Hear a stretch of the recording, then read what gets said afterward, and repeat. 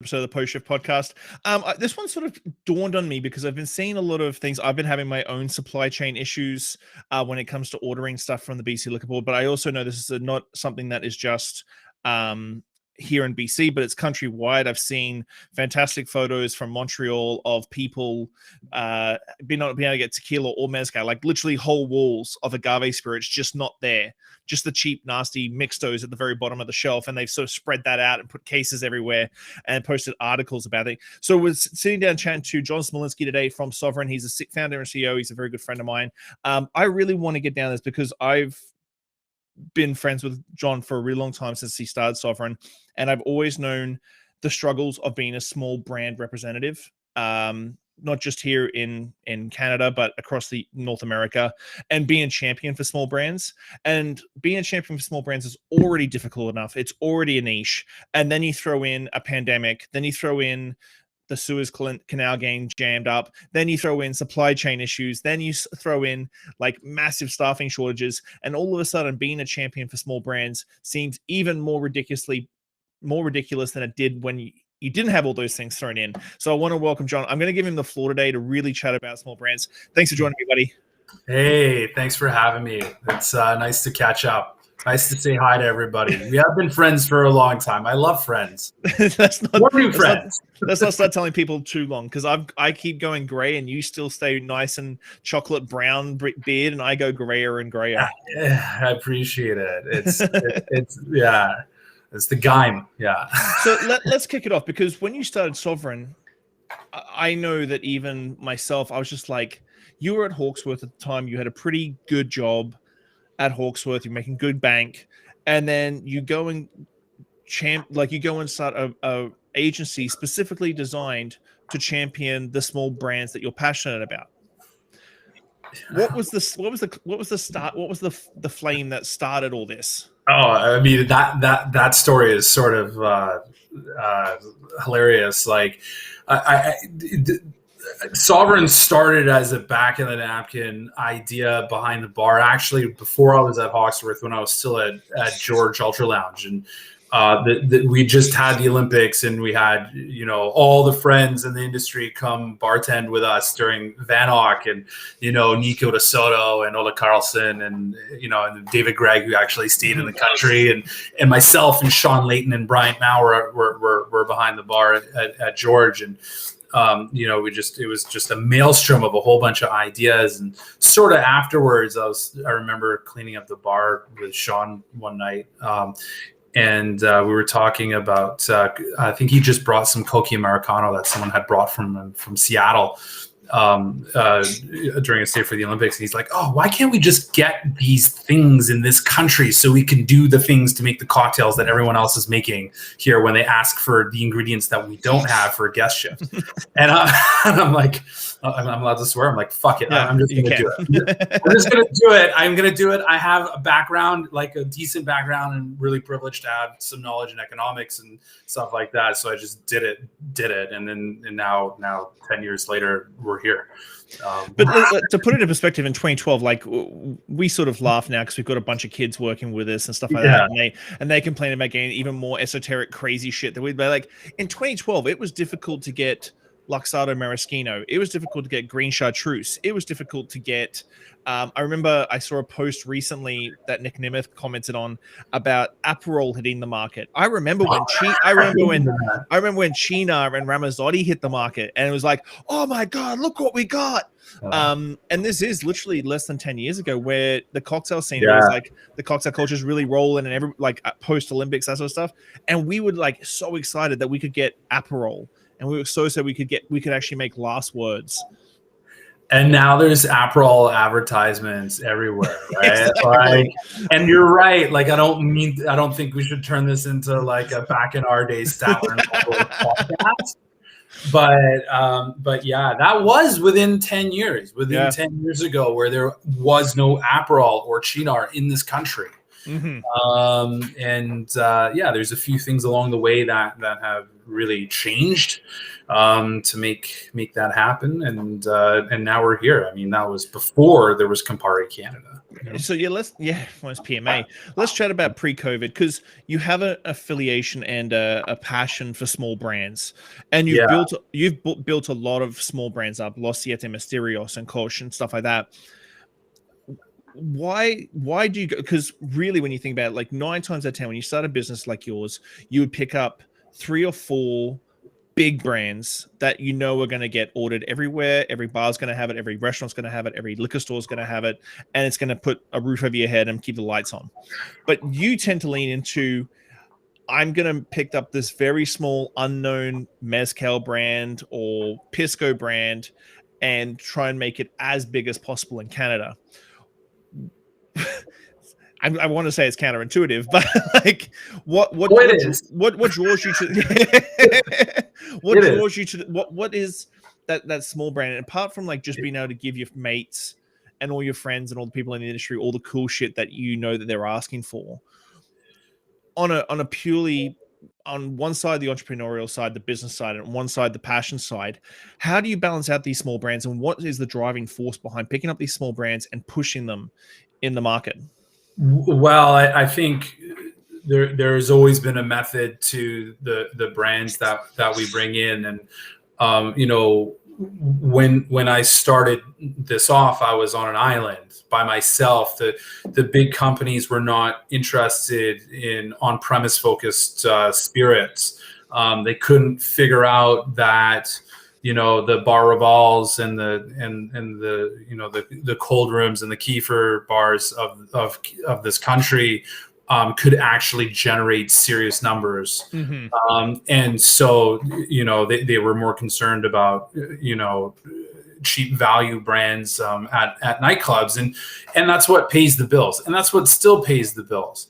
A lot of this was about giving a lot of my friends and colleagues and peers around the world an opportunity to, or at least a gateway to having their products available, and kind of connecting my colleagues and peers and friends in this country to those brands. And I think it was one of those things where I knew how to do it, and I knew I could, so I felt I should, because it was like, why not, right? And the brands themselves, like Siete Misterios, like, for example, I mean, people forget that Siete Misterios was in Canada before it was even in Mexico City, right? And Canadian, the Canadian bar industry built that brand, no question, right? Now they're in a joint venture with Michter's, and they're the title sponsor for World's Top 50 Best Cocktail Menu. Think about it. So, you know, think about what Canadian bartenders can do with, you know, and have done. And so it was a way to create, you know, Simon Ford always says, spirit and noise, right? So, so what do you think the key to success is? Because you've got to have the spread of you that you have through Alberta into Nova Scotia and stuff like that. What's the key to your success when it comes to building these big small brands into the bigger, so like, because you did have the A6 company, now it's just Ford's Gin. Los Misterios is a big one, and I think it's a little bit even further past like just having bartenders be passionate about it. What are the key drivers for you when it comes to picking up these brands and then making them, taking them to the goals you sort of set for them? Oh, I mean, you know, a lot of it is collaborative with the people who are buying them, right? Mm-hmm. And it's kind of, you know, I think a lot of this is about extending beyond the 4 walls of the bar that traditionally as bartenders we have, right? You know, it's just being of service, and instead of the, you know, guests at the bar top, you know, it's 35 million plus, you know, eager cocktail goers and spirit imbibers. So that part has made things a little easier. I think communication is absolutely everything. And not just communication between myself and the independent owners of a lot of these smaller brands, but communication between our team and either central purchasing through the government or large private retail or large national accounts, and being transparent and saying, here's what we can do, here's what we can't do.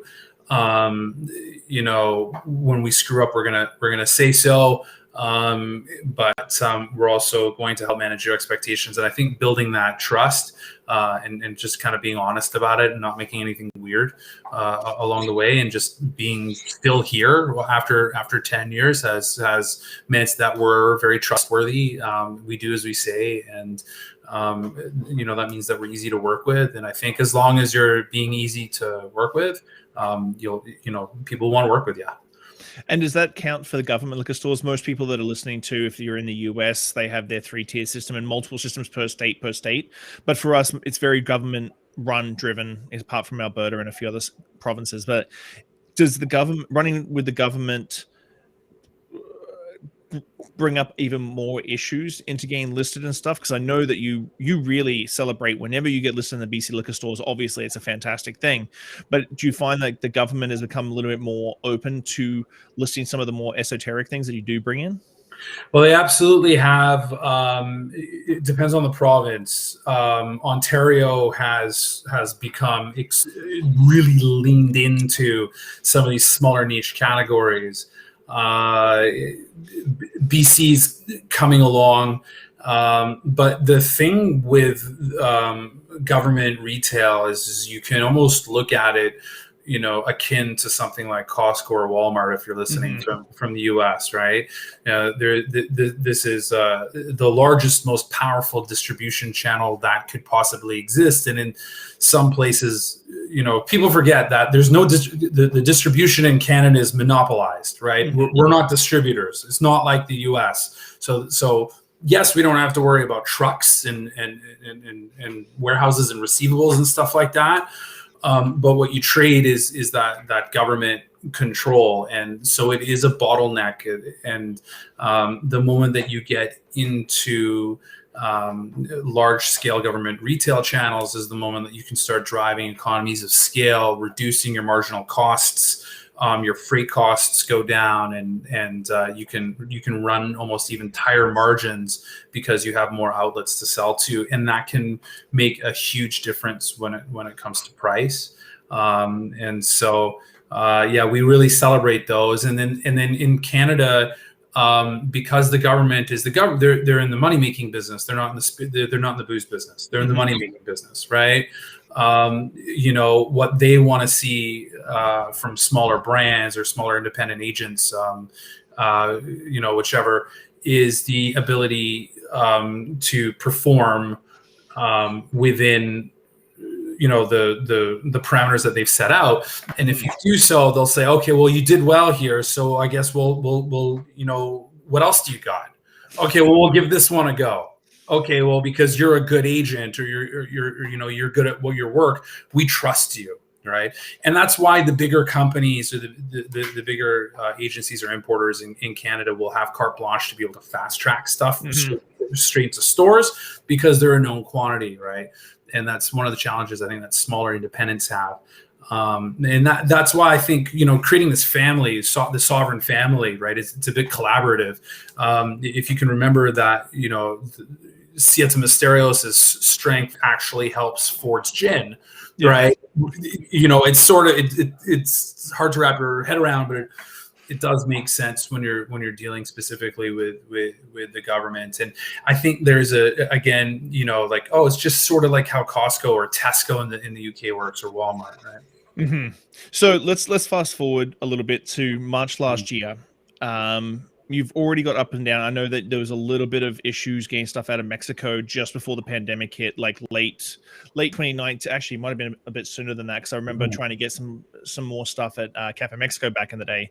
So fast forward to March 2020, COVID hits. I still look back and I sort of almost laugh at the fact that a lot of us thought it was going to go for like 4 to 6 weeks, and then we'd be back to normal. It's only 4 to 6 weeks. We'll lock down. We'll be fine. We'll get back up to normal, and then we'll be good to go. what was the automatic detriment you saw to the pandemic? Because I think there's a few silver linings that I'd like to approach on, but what was the initial like whammy when the pandemic hit? Oh, I mean, for us, one, you always say the big, you build a brand and the volume will follow, right?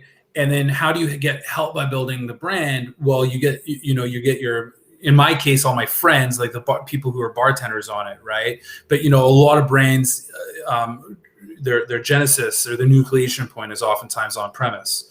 Well, on premise is our strength. It's a double-edged sword. There's not a ton of volume on premise in Canada like there is in the US. It's very different, right, in that regard. But now your number one place that you do business is shut. And so the initial whammy is like, well, we don't just have to kind of pivot.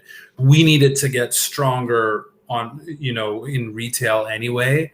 And now is the time for us to start really getting strong in retail. But what we did have is a tremendous, amount of, fortunately, goodwill equity with us. And we'd already started doing that already.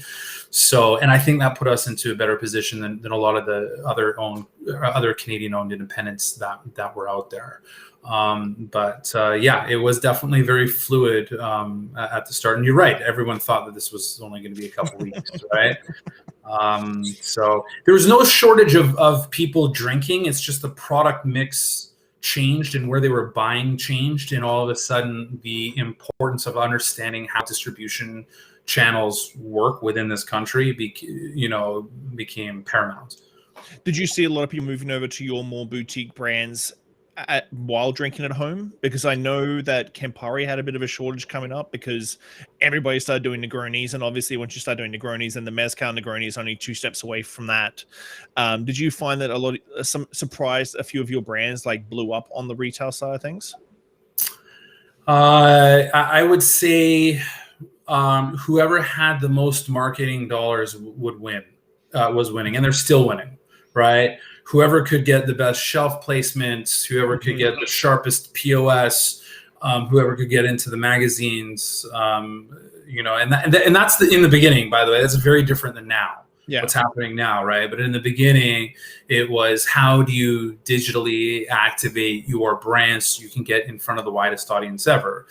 If you think about what Campari and Aperol, for example, just to use them, everyone, the Negroni, is one of those cocktails that, even I can make it, right? Even I know how to make it. Yeah. No, but like anyone can make it, right? And it's equal parts. And it's not like people did not want to stop drinking cocktails. It's just, they wanted easy alternatives. Oh, Negroni, I've heard of that. And now I can learn how to make my own, right? Because we worked in a lot of niche spaces with a lot of, less known categories, Sovereign did not have the blow up that I know a lot of other brands. And then people became extremely price sensitive very quickly, right? And so, the guys from Smooth Ambler were telling me something in the beginning in their thick West Virginia drawl. They're like, "Oh, John, it's all about heritage brands and handles." And that's exactly what it was about: handles and heritage brands. And you don't have any of those. Nah, I'd like to think that we've built some into heritage brands, but for sure. Yeah, Coach Serios Fords, right? Like I was like, just name drop everything. SovereignCanada.com, check out Instagram, all our brands. We've the time to be able to brand build in influencer spaces stopped, so now it's very different, right? Because now there's been so much turnover within the industry, even though central purchasing for the most part, in the Earls and the Cactus and the Kegs, the national places, the hotels, the government, that hasn't changed. What's changed is a lot of the independent spaces where there's a whole bunch of new bartenders, new purchasers, new retail managers that, are just either just getting into things or they came from different industries. and they have no idea, and nor do they care about the brand equity that you've built up, before the pandemic, which is a really stark reality for a lot of brands. And now it's become back to a liquids to lips situation again. Well, and that's the thing is I've talked to a lot of young bartenders, and they start going off about Diageo's portfolio or Corby's portfolio or Glazer's portfolio. I'm like, no, we don't align ourselves with anyone in particular. It's we spread the love as far as we can across as many people as we can. But during the pandemic, Sovereign and we were mentioning the CPBA off camera.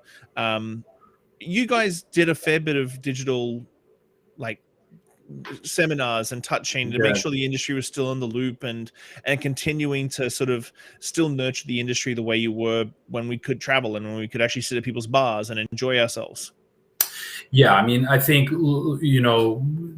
we are extremely privileged to be able to even operate in a lot of these spaces in the first place. And I think over the last couple of years, it's kind of struck us a little more to be sure that not that just that we're being inclusive with all the spaces, but we're actually contributing to the conversation, and we're using our platforms to be able to amplify the voices for a lot of other people that don't have that ability.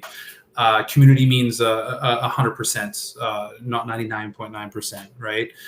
So we don't want to leave anyone behind. So I'm pretty proud of our team in terms of our ability to use a lot of digital learning spaces and doing all the spirited sessions to help raise a lot of money for awareness for some really important causes to myself as well. It's those mean a lot internally within our organization. And then I think, still right now, it just felt like it was kind of like, hey, if we're not finding a constructive way to contribute to what's happening right now, then we don't need to be saying anything at all.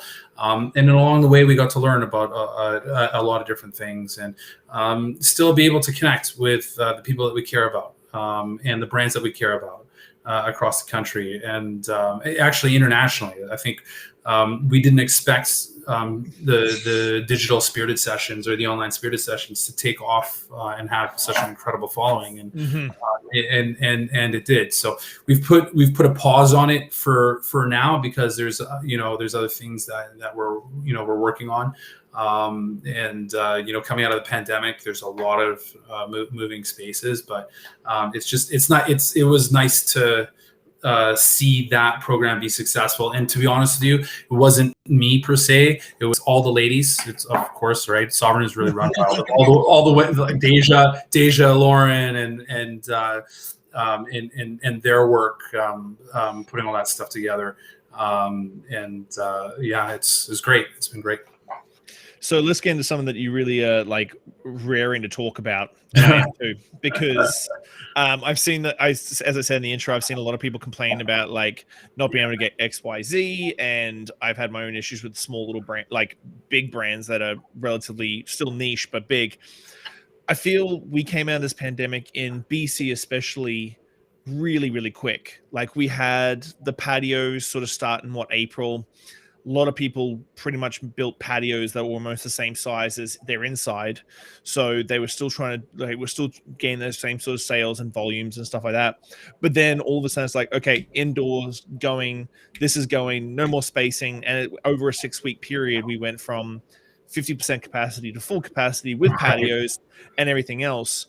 And so the supply chain, I think, across the board has been stretched. I've heard of in every facet of food to the drinks and stuff. How's the supply chain during the pandemic, sort of those dominoes have like been clicked 6 months ago to where we stand right now? I mean, in the beginning, we were getting incredible. So like slow things up, because we really are a national company. And even though I camp out in BC, my family's from BC, we're very much Ontario's our revenue generator, like most medium-sized companies, right? And so all the provinces really do work a little differently in terms of procuring booze into the provincial coffers, right? So in Eastern Canada, for the most part, we have what's called contracted government freight forwarding. And that's when the government actually puts RFPs out to freight forwarding companies to get fixed rates. And that's your rate, and it's built into the price. And even whether you could source a better rate yourself, too bad, so sad, it's monopolized and it's contracted by the government, right? 99 times out of 100, you can get a better rate. Right now is the one time out of 100 that I wish we had that, because in Western Canada, in the Western 4 provinces, that is not the case. You have to go out and contract your own. So Port of Vancouver, second largest port by volume on this continent behind New Orleans, right? Only New Orleans has more volume than Vancouver. Extremely important place to do business off the Pacific Rim. In the beginning, the terms that we were getting from forwarders were so favorable, and because interest is so low, right? It was almost like, oh my goodness, why would we not just load up on inventory, right? Boy, I wish we had done that, or at least we had the cash at the time to do that. There's some uncertainty, right? So containers were available and were everywhere. And now trying to get a container is like trying to get a reservation at the hottest restaurant in town. So production for physical steel 20-foot, 40-foot containers, shipping containers that go on vessels themselves, pretty much stopped at the beginning of the pandemic, which was fine because no one was shipping everyone around. Now everyone is trying to play catch up, and what's happening is freight forwarders are saying, "Well, how much money do you have in your wallet? How much you're willing to pay?" And that is sort of like the macroeconomic supply demand stuff. Again, a tremendous privilege. I don't think if I didn't have that background, I don't know how I'd be able to operate. But that's really, in short, what's been happening right now and what's causing so much chaos, not just in our industry, actually. And it's really important for people to understand. It's not just our industry. It's all over the place. It's going to be a very interesting Christmas. So taking that economist hat on, when do you think this is all going to get caught up? Like when do you see this sort of supply chain issues catching up with everything else? Yeah, so really interesting question, and ask me from week to week. My answer has been changing. I do at this point have some contacts at Port of Vancouver and Port of Montreal, which is the other. Port of Montreal is super important. Port of Montreal going on strike, by the way. It was very problematic, and it's still. So I think a lot of people think that, it's going to take about 6 months for this backlog to go away. But as we all know, when prices go up, very rarely do they come back down, right?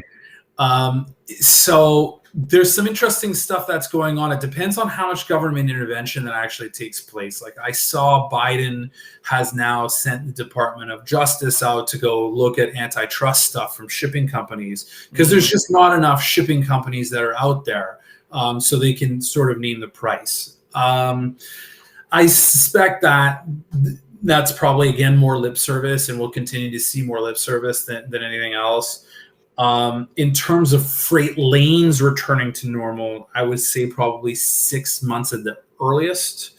In terms of whether pricing for freight would return to normal, I'm not sure we're going to see pricing that we saw before the pandemic ever again, because it's very clear that a lot of companies are willing to pay elevated prices, especially large multinational companies.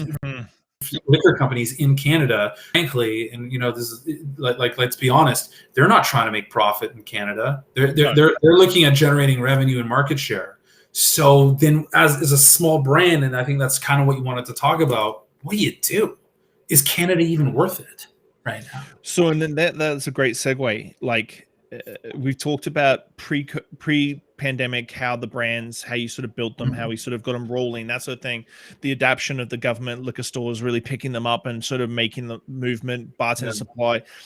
What do you think is going to happen to a lot of these brands that a lot of them are shoestringed, especially at the US and in Latin America? Like they're shoestringed ones, and they really do appeal to the people who are willing to sort of back them with passion, not necessarily looking to make a profit out of them, like backing them with passion to sort of bring them to a market and help them build.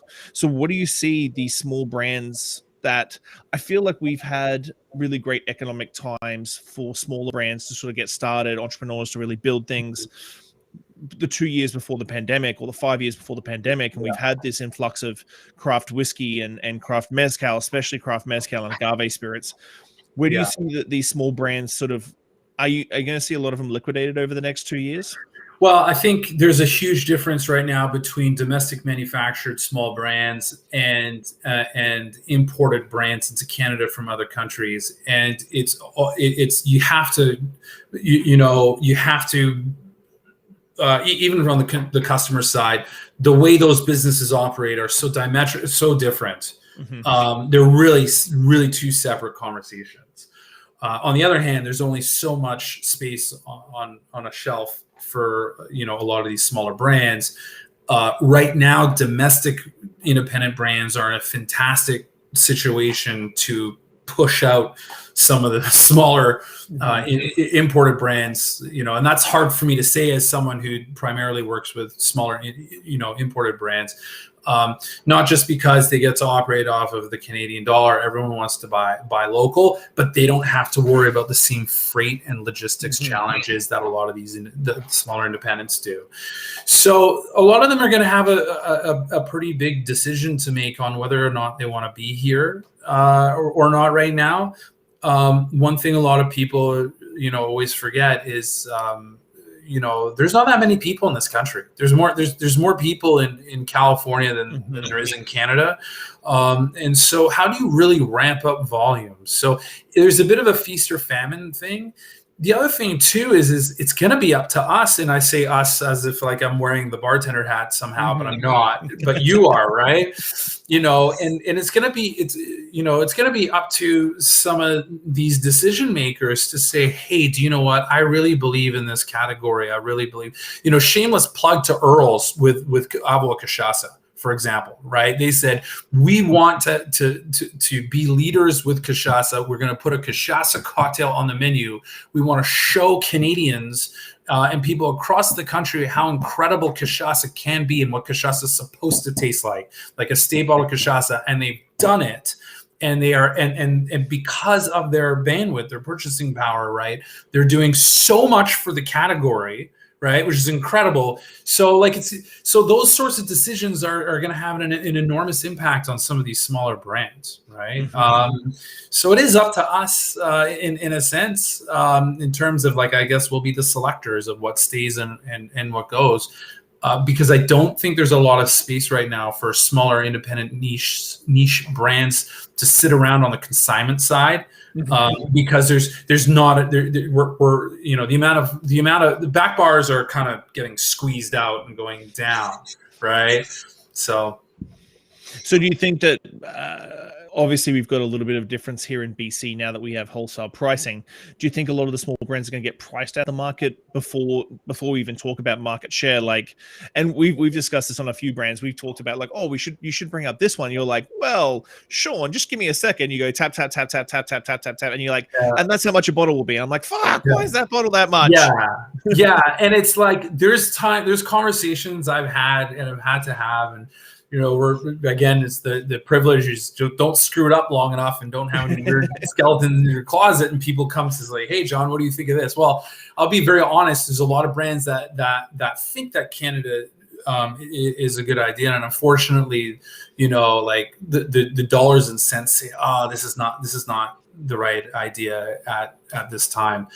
When Sovereign started, one thing that we had, and people forget what was happening 10 years ago, was the Canadian dollar was at parity, right, with the US dollar, and that made a huge difference, and that allowed all these smaller independents to get into the marketplace, right, because now and then the hedge, you could load up because the hedge on the dollar was the inventory, if that makes sense, right? It's like, okay, well, even if the dollar starts failing, at least I have this inventory. Yeah. Exactly, right? That's not happening now. So how do you build brand equity as a smaller import brand in this country if you can't effectively put liquid to lips? And if rising labor costs, or the lack of labor, which is a huge deal for all sectors, is making it so you're really pushing a boulder uphill, it's a really difficult decision to make, and there's really not a lot of space for a lot of these newer brands right now.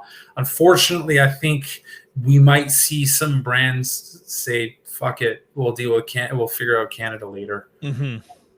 Do you think with BC, I think it's going to happen across? You've got Alberta, which has been privatized for a long time. BC went to wholesale, which the genie's out the box on that one, so that's not going to get put back anytime soon. They're not going to roll that back anytime soon. Do you think that's going to be a trend across the country for the on-premise side of things, is the wholesale pricing? Because I've had some interesting conversations with bartenders and bar managers, just how much of a saving wholesale pricing is for a lot of, I usually say that mid-range product, not the low-end stuff, not the really high-end stuff, the stuff that if you're a relatively high-end cocktail bar, you're moving tons of XYZ bourbon or XYZ gin, and the saving is quite considerable. Do you think that the wholesale pricing may help these smaller brands be able to get a foothold?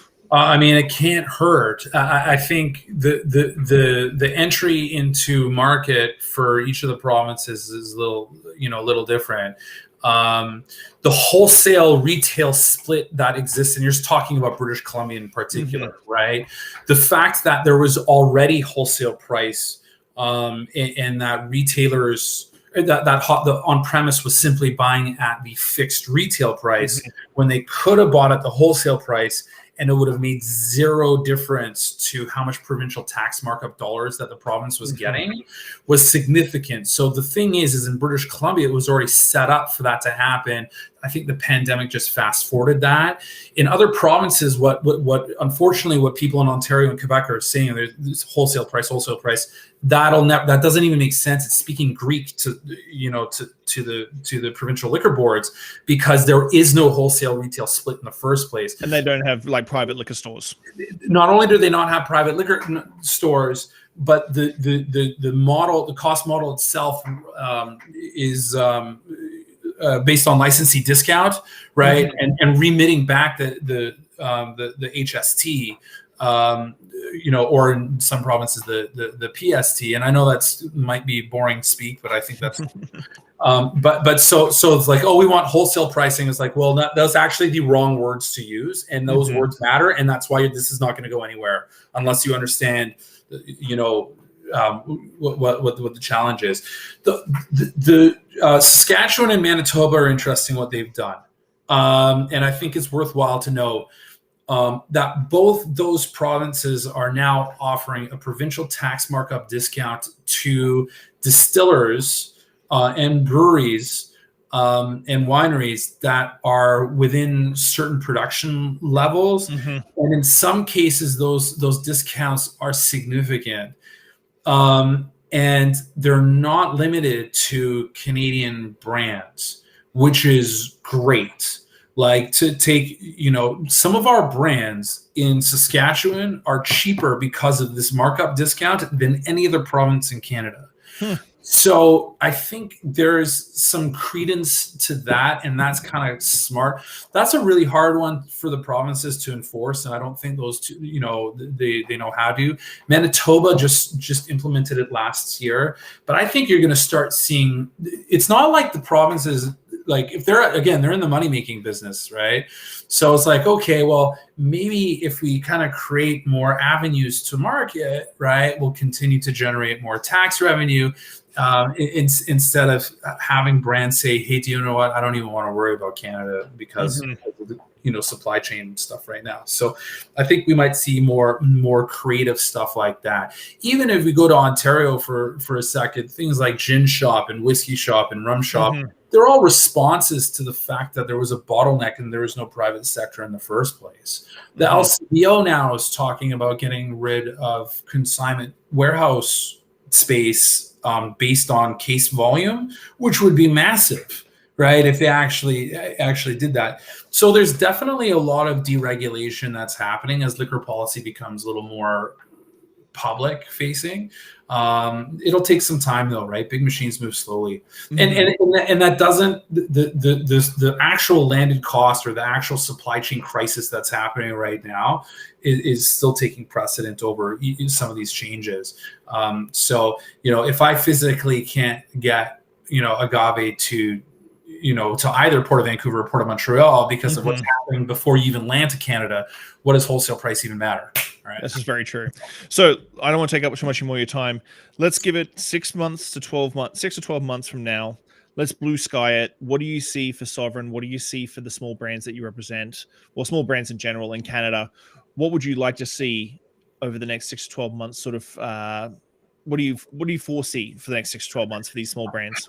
Well, I think the number one thing for smaller independents is continue to drive revenue and create cash flow while the kind of the boat that has just been rocked starts to settle.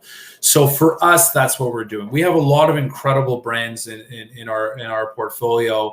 And some of them are a little lesser known, and the ones that we don't have to rely on shipping lanes through the sea, through ocean freight, like the New York Distillings of the world and the Smooth Amblers of the world and stuff that we can get from the United States. Those are some of the things that we'll continue to focus on.